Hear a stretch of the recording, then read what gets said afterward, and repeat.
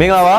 ဒီနေ့မှာတော့နွေရာသီရဲ့အပူဒဏ်ကိုအေးလူလူကြော်ဖြတ်နိုင်ဖို့ FIIC 950 BT Air Cooler ရေကိုအပေါ်ကဖြစ်ရတဲ့ Air Cooler ပုံစံနဲ့ IC 250 BT ရေထက်ကန်ကိုခွဲထုတ်နိုင်ပြီးပုံစံမတူတဲ့ product 2မျိုးကိုပြပြီး Air Cooler တွေကိုဘယ်လိုစနစ်တကျအသုံးပြုရမလဲဆိုတာကိုပြောပြပေးသွားမှာဖြစ်ပါတယ်ပထမဆုံး IC 950 BT လေးနဲ့စလိုက်အောင်ဒီဆက်မှာ power ပေးနိုင်တဲ့နီလန်3မျိုးရှိပါတယ် AC ကြိုးကိုထိုးပြီး power select switch ကိုဒီမှာပြထားတဲ့အတိုင်း1နေထားမှာထားသုံးနိုင်ပါတယ်အကယ်၍ 24V battery ဒါမှမဟုတ် solar နဲ့သုံးမယ်ဆိုရင်တော့ခလုတ်ကို2နေထားကိုပြောင်းပေးပါစက်ထဲမှာပါပြီးသား battery နဲ့သုံးမယ်ဆိုရင်လည်းခလုတ်ကို1မှာထားရုံပါပဲ battery ကိုအားပြည့်သွင်းဖို့ဆိုရင်4နာရီလောက်ဆိုရင်ရပါပြီအေးများတဲ့လေကိုရဖို့အတွက်ရေထည့်တဲ့အခါအပေါ်ကဖုံးဒီလိုဖွင့်ပြီးတန့်ရှင်းတဲ့ရေကိုဖြည်းဖြည်းချင်းလောင်းထည့်ပေးပါရေခဲဘူးနဲ့အသုံးပြုမယ်ဆိုရင်တော့ပထမဆုံးချိန်ဘူးတဲ့ကိုရေဖြည့်ပြီးအဖုံးကိုကြက်အောင်ပိတ်ပါမိနစ်30ကနေ40ခန့်ထားရင်အထက်ကအမုံတွေကရေနဲ့ပျော်သွားပါလိမ့်မယ်ပြီးရင်ရေခဲတစ်တာရဲ့အေးကန်းထဲမှာ2နာရီခန့်ခဲပြီးမှAir Coolerရဲ့ရေခဲဘူးထည့်တဲ့နေရာမှာထည့်သုံးပါခလုတ်တွေအသုံးပြုပုံကတော့ on off စက်ကိုဖွင့်ပိတ်လုပ်ဖို့အတွက်အသုံးပြုပါတယ် speed တစ်ကနေစနစ်ထိလေအားကိုစိတ်ကြိုက်ချိန်ကြည့်နိုင်ပါတယ် cool function ဒါအရေးကြီးဆုံးပါရေငွေ့နဲ့ရေမုံတွေအေးစေတဲ့စနစ်ကိုဖွင့်တာပါတတိပြုရမှာကရေကန်ထဲမှာရေမရှိပဲဒီကူးခလုတ်ကိုမနှိပ်ပါနဲ့မော်တာလောင်တတ်ပါတယ် swing function လေကိုဘယ်ညာဝှင့်ကျင်သုံးပါ timer function တနာရီကနေ12နာရီထိအချိန်ပေးထားလို့ရပါတယ် move function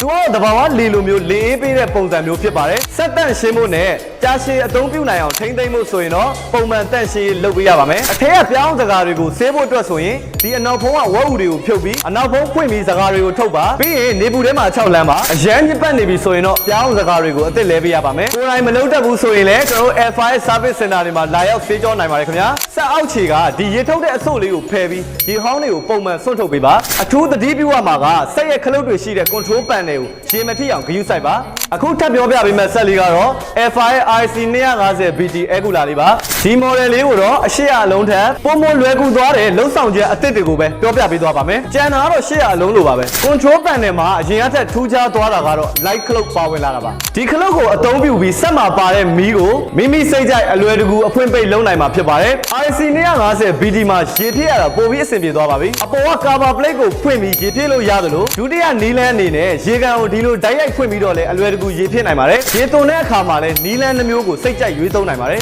ဆက်အောက်ခြေမှာပါတဲ့ရေထုတ်ပေါက်ကနေရေသွန်းနိုင်တယ်လို့ရေကန်ကိုဓာတ်ရိုက်ဖွင့်ပြီးရေသွန်းပြစ်လို့လည်းရနိုင်တဲ့အတွက်ဆက်ကိုပုံမှန်တန်ရှင်းရေးလုပ်ရတာပိုပြီးမြန်ဆန်သွားမှာပါကဲအားလုံးပဲအပူဒဏ်ကို F5 battery Air Cooler လေးတွေအသုံးပြုပြီးအေးအေးလူလူကြော်ဖြတ်နိုင်ကြပါစေစိတ်ဝင်စားလို့သေးသိသိချင်တယ်ဆိုရင်တော့နီးစပ်ရ F5 electronic အယောင်ကိုယ်စားလှယ်ဆိုင်ကြီးတွေနဲ့စိုင်းငိန်ကမုံဝင်တတိယထက်က F5 store ကန်တော်လေးကမုံဝင်ဒုတိယထက်က F5 store မြောက်ကလာ6ခွေမှတ်တိုင်နီးက F5 store တာကေတာဒေါဘုံမြို့နယ်က F5 store အခုအသစ်ဖွင့်လှစ်ထားတဲ့တာမွေမြို့နယ်ဘောက်စော် F5 store ကဘာကြီးဖျားလမ်းမပေါ် The Central Boulevard မှာဖွင့်လှစ်ထားတဲ့ F5 electronic showroom ကြီးနဲ့ F5 electronic Facebook page တို့မှာဆက်သွယ်စုံစမ်းဝယ်ယူနိုင်ပါတယ်ခင်ဗျာအဆုံးထိကြည့်ရှုပေးတဲ့အတွက်ကျေးဇူးအများကြီးတင်ရှိပါတယ်ကျွန်တော်ကိုဖုံးပါနောက်ဗီဒီယိုမှာပြန်ဆုံပါမယ်